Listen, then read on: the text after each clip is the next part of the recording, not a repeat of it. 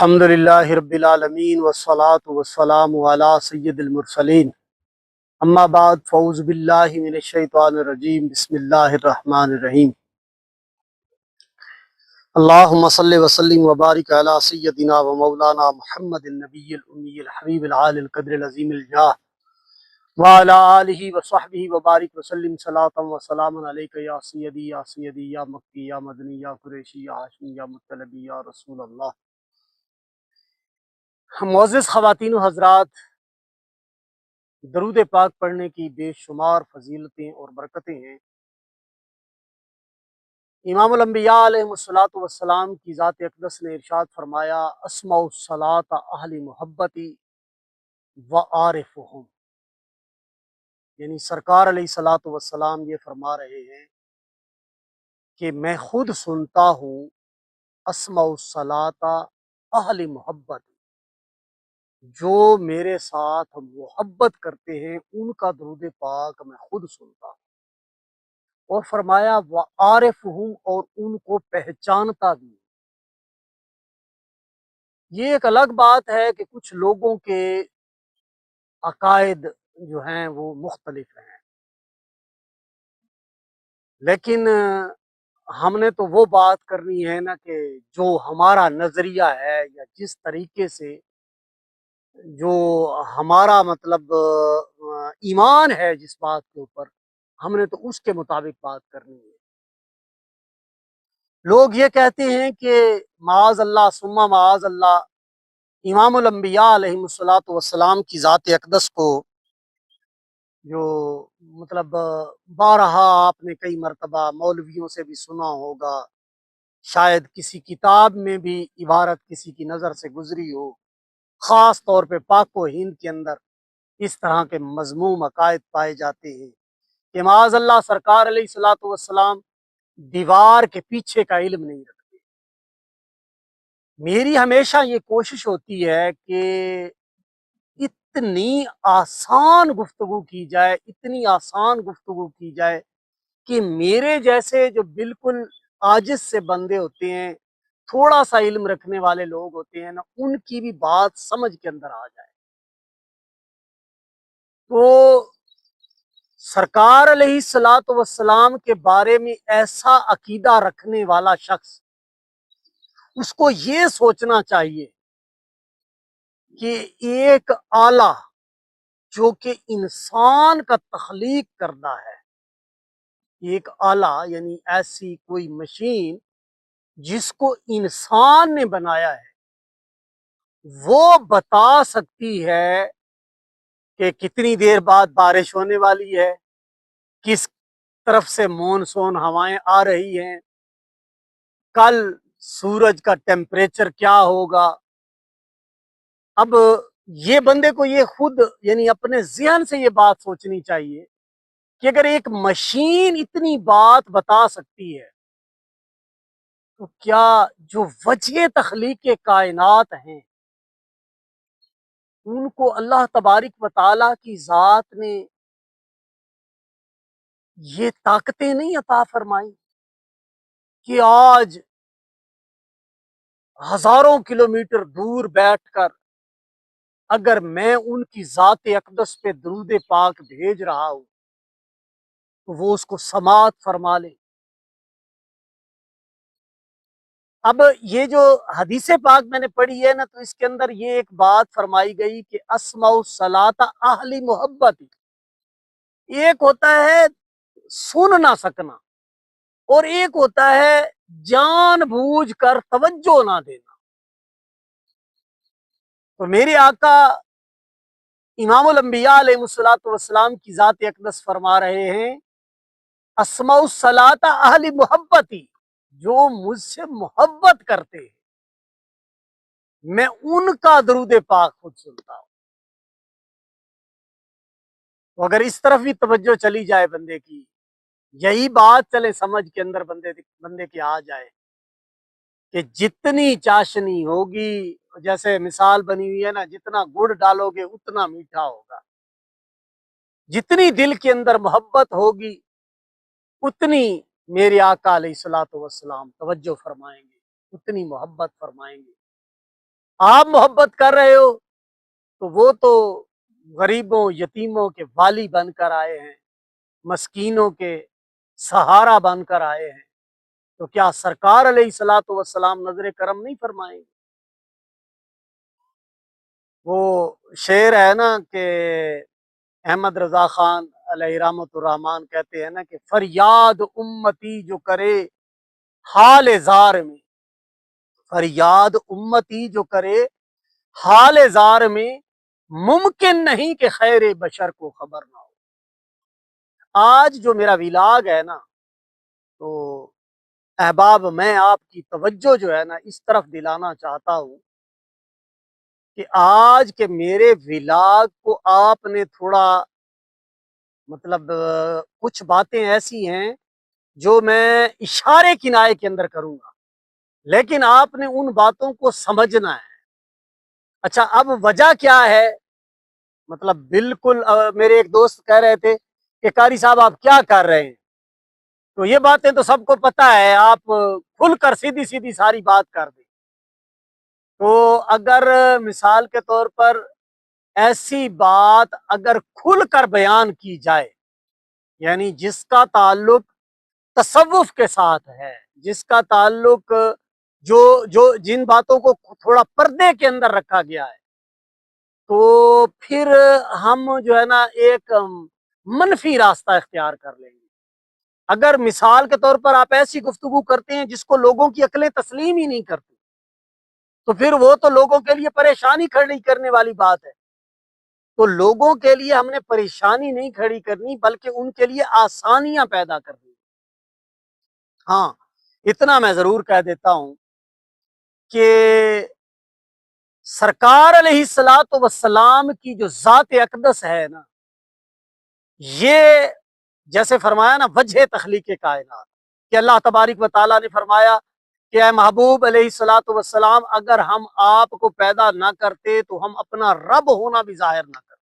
اپنا الہ ہونا بھی ظاہر نہ کرتے۔ یہ مطلب نا ایسے اوٹ پٹانگ ایسے ہی میں مطلب اپنے منہ سے جو میرے آ رہا ہے میں بولے جا رہا ہوں، ایسی بات نہیں ہے۔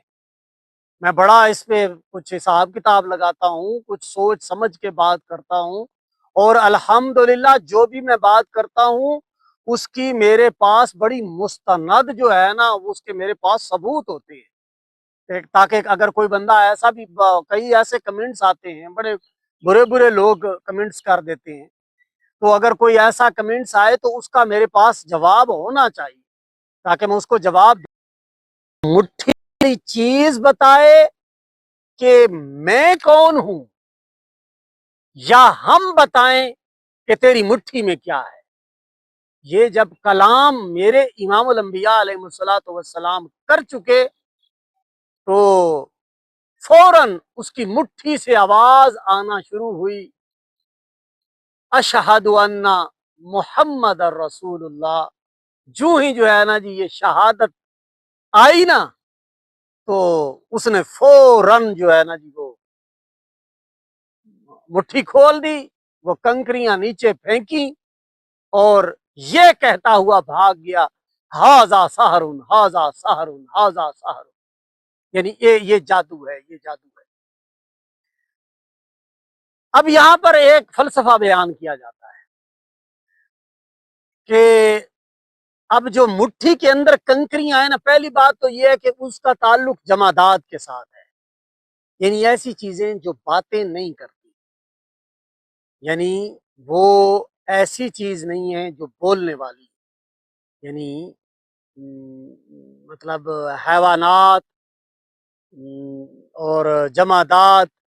اور یہ جو قسمیں بیان کی جاتی ہیں، تو اس میں سے جو ہے نا وہ جمادات ایک ایسی قسم ہے جس کے پاس اپنی مرضی سے کہیں چل کے جانا یا بولنا یہ اس کی صفت میں سے نہیں، یعنی سادے لفظوں میں آپ سمجھیے کہ کنکری بول نہیں سکتی، لیکن کنکری بولی، کیسے بول پڑی؟ اچھا، پھر کنکری اگر اندر ہے اور مٹھی بند ہے، اگر کنکری کے پاس دیکھنے کی طاقت ہوتی بھی تو مٹھی کے اندر سے کنکری دیکھ نہیں سکتی، یہ ایک گرانٹیڈ بات ہے کہ مٹھی کے اندر سے وہ کنکری اگر اس کے پاس دیکھنے کی طاقت بھی ہو تو پھر بھی نہیں دیکھ سکتی، لیکن کنکری بول بھی رہی ہے اور یہ بھی گواہی دے رہی ہے کہ کن کی آواز اس مٹھی تک، کس ہستی کی آواز اس مٹھی تک پہنچی ہے، یا کس ہستی کی نگاہ جو ہے وہ اس مٹھی کے اوپر پڑی ہے۔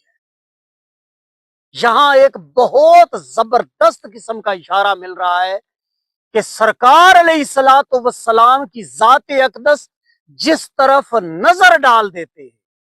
جس طرف سرکار کی نظر پڑتی ہے، تو وہ چیزیں جو ہیں چاہے اس کا تعلق جمادات سے ہی کیوں نہ ہو، وہ بھی بولنے بھی لگ جاتی ہے اور غیب کی خبریں بھی دینے لگ جاتی ہیں۔ یعنی وہ اندر بند تھی نا، اگر اس کے پاس آنکھیں ہوتی تو بھی سرکار علیہ الصلوۃ والسلام کی ذات اقدس اس سے غائب تھی، یعنی وہ دیکھ نہیں سکتی تھی، لیکن وہ اندر سے ہی بول پڑی، اس کے بعد ابو جہل نے مٹھی کھولی۔ تو یہاں یہ بہت زبردست قسم کی دلیل مل رہی ہے کہ سرکار کی، جیسے وہ فرمایا نا، جس طرف اٹھ گئی دم میں دم آ گیا، جس طرف اٹھ گئی دم میں دم آ گیا، اس نگاہ عنایت پہ لاکھوں سلام۔ تو کیا خیال ہے اگر کسی شخص کے اوپر امام الانبیاء علیہ الصلوۃ والسلام کی نظر پڑ جائے، آپ اپنی نظر ڈال دیں، جب کوئی پکار رہا ہو، سالہ سال سے پکار رہا ہو، یا رسول اللہ انظر حالنا، یا حبیب اللہ اسما قالنا، اننی فی بحر ہم مغرقن خذ یدی سہل لنا اشکالنا۔ کوئی شخصیت اگر سرکار علیہ الصلوۃ والسلام کی بارگاہ میں حاضری دیتی ہے اور ان سے محبت کرتی ہے اور ان کی نگاہ فیض حاصل کرنے کے لیے التجائیں کرتی ہے، اگر اس شخصیت پر سرکار نظر ڈال دے تو کیا خیال ہے آپ کا کہ وہ آپ کو غیب کی باتیں نہیں بتانے لگ جائے گا؟ پتہ نہیں کیسا ان لوگوں کا خیال ہے جو امام الانبیاء علیہ الصلوۃ والسلام کی ذات اقدس کے بارے میں یہ سوچتے ہیں کہ سرکار کو علم نہیں تھا، سرکار پتہ نہیں۔ بڑے بڑے میں نے اپنا لکھے محل دیکھے، بڑی بڑی جو ہے نا جی، بڑے بڑے منچوں پہ کھڑے ہو کے، بڑے بڑے سیٹوں پہ بیٹھ کے وہ باتیں کریں گے۔ پھر حیرانگی کی بات یہ ہے کہ یہیں تک بات ختم نہیں ہوتی، یہیں جو ہے نا جی، یہیں بات ختم نہیں ہوتی۔ میں کراچی میں پڑھتا تھا تو انڈیا سے ایک بزرگ تشریف لائے عالم دین، تو انہوں نے کچھ دیر کے لیے نا طلباء سے خطاب کیا، میں بھی ان کی گفتگو سماعت کر رہا تھا، تو وہ فرمانے لگے کہ یار جو آپ بیتی ہوتی ہے نا اس کا مزہ ہی کچھ اور ہوتا ہے۔ تو لقب ان کا بحر العلوم تھا، بہت بہت علم رکھنے والی شخصیت تھی۔ تو وہ فرمانے لگے کہ جو ہے نا جی، میرا بچپن کا زمانہ تھا تو میں مدرسے میں پڑھتا تھا، تو میرے جو استاد صاحب تھے وہ دوپہر تک حدیث پاک پڑھاتے رہتے اور دوپہر کو کچھ دیر آرام کرنے کے لیے وہ اپنے گھر تشریف لے جاتے، مدرسے کے قریب ہی ان کا گھر تھا۔ پرانے دور کی بات ہے، یعنی آج سے یوں لگا لیجئے کہ کوئی 50 60 یا لگ بھگ کوئی 70 سال پہلے کی بات ہوگی۔ تو وہ گھر تشریف لے جا رہے ہیں، تو گھر جاتے ہوئے جو ہے نا جی، وہ اب یہ سارا واقعہ وہ ان کے استاد صاحب بتا رہے ہیں کہ کیسے ہوا کہ جی گھر کی طرف جا رہے ہیں، گھر کی طرف جاتے ہوئے جو ہے نا جی، راستے میں جو ہے نا جی حضرت شیخ سعدی رحمت اللہ تعالی علیہ کی نا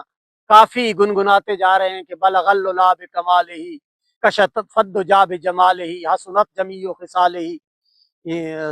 صلو علیہ وآلہ۔ ابھی شاید میرا بھی مصرع آگے پیچھے ہو گیا۔ تو وہ جو ہی پڑھتے جا رہے تھے نا، تو جب وہ کہتے نا بالغ الللا بکمالہ کشت فد جا بجمالہ، تو اس سے اگلا فقرہ تھا سنت جمیع خصالہ، تو یہ فقرہ ان کو بھول جاتا اور وہ کہتے صلو علیہ وآلہ۔ تو جب یہ ایسے کوئی بندہ گنگنا رہا پڑھ رہا ہو نا تو ایک بے ذوقی ہو جاتی ہے،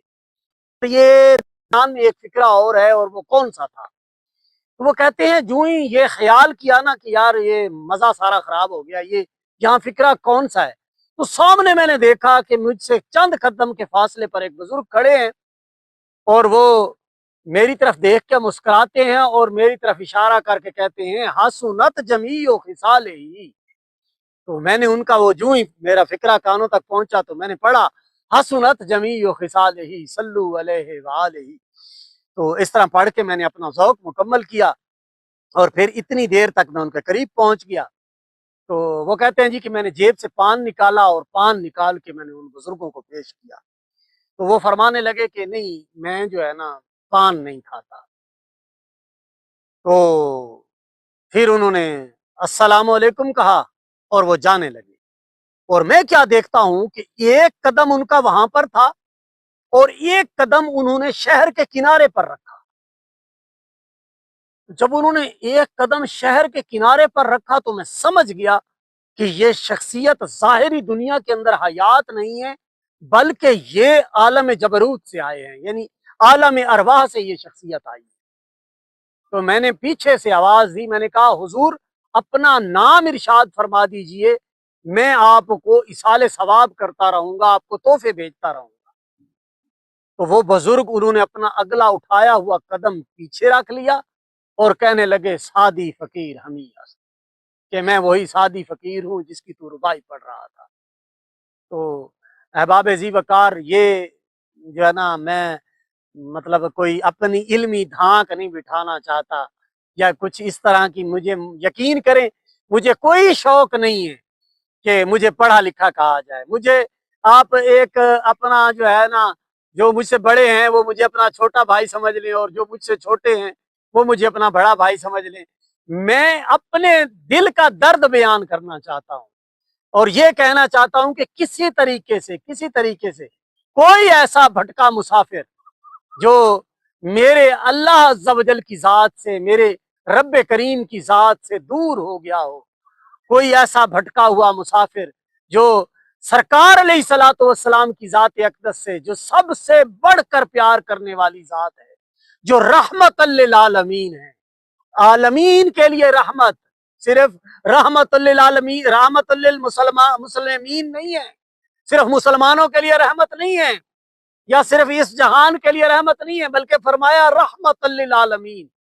पूरे आलमीन के लिए रहमत है। वमा अरसलनाका इल्ला रहमतुल लिल आलमीन। बहरहाल इजाजत दीजिए, मुझे बार बार इशारा हो रहा है, मुलाकात होगी इंशाअल्लाह अगले विलाग के अंदर। अस्सलामु अलैकुम व रहमतुल्लाहि व बरकातहू।